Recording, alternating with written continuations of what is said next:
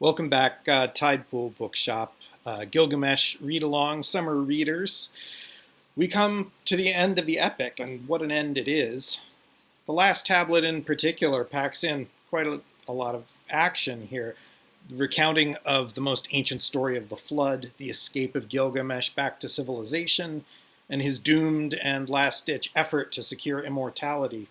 Only 30 lines from the end of the whole epic, and our hero is still holding out this vain hope that he'll restore his youth and join the ranks of the immortal. In the end, of course, this is denied to him by the lowliest agent in the most trivial occasion. A snake, nicknamed the Lion of the Earth, steals it away while Gilgamesh bathes. And in one of the most heartbreaking details of the whole story, the snake sloughs its skin as it turns away, returning to the youth from which it came. So youth is quite literally slipping away from our hero. And Gilgamesh is despondent.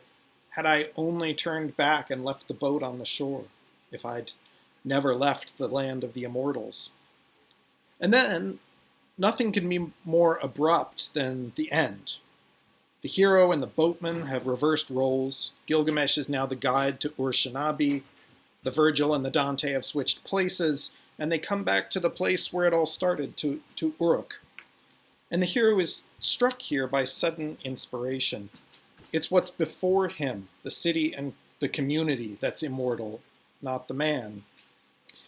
The walls and the foundation of the city are the sheepfold, and the king is the shepherd, guardian of his people. So it's the city and its people that are really the closest thing to immortality that can be found, the political community that we have together. But after so many longer scenes with smaller stories nested inside this really long story in this telling, you have this big build-up, and I'll share with you maybe the same sense that the ending is pretty super abrupt. We can remember long passages in which there's seemingly needless repetition and parallelism, and then now at the end of 3,000 lines, the dramatic conclusion really comes just in 7 lines, which sends us right back to the beginning of the narrative. It says, O Ur-Shanabi, climb Uruk's wall and walk back and forth. Survey its foundations, examine the brickwork. Were its bricks not fired in an oven? Did the 7 sages not lay its foundations?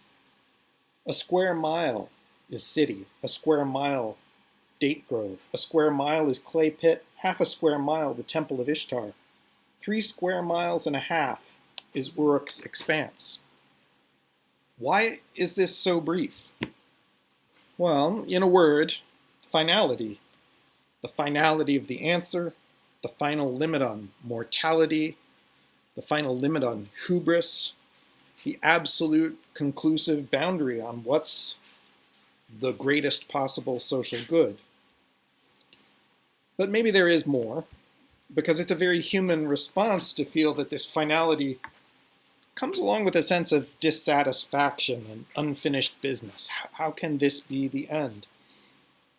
So I was struggling with that a little bit, and then I was intrigued as I sat down to record this morning to happen across a newspaper story from yesterday about ancient epics.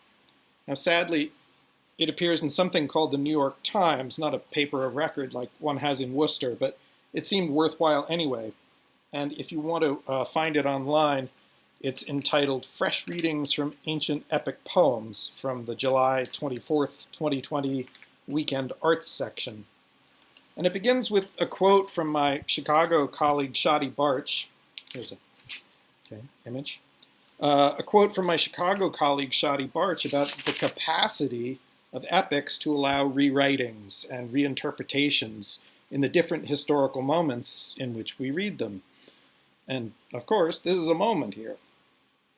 And to this purpose, the article concludes that, what does it say there? Epics fail to provide us with a unified world vision, one of the things an epic would seemingly be meant to provide, but that they often end by reflecting on their own failure to do so. This seems to fit Gilgamesh, not a story of ideals and perfection, but the negotiation with ideals that tracks so clearly with human experience. It's a story of sympathy and understanding for that experience, not a sermon about how to be a perfect hero and warrior. Now, in 20 years of writing and speaking, I've actually never once finished a paper or a talk with someone else's words. But I'll borrow a little bit of Gilgamesh's humility here and just read you the conclusion of this newspaper story, on which I can't really improve. Epics, it says, are not meant to provide a cohesive vision for society, but rather an opportunity for each generation of readers to imagine anew what that vision ought to be. Well, thank you for your time and attention and for reading Gilgamesh with me in the heart of the summer. And I thank you, Tidepool Bookshop, for this wonderful opportunity for all of us. I look forward to seeing you later in August for our online Q&A session, when I'll be happy to talk with you about any and all things Gilgamesh and Mesopotamia generally. So until then.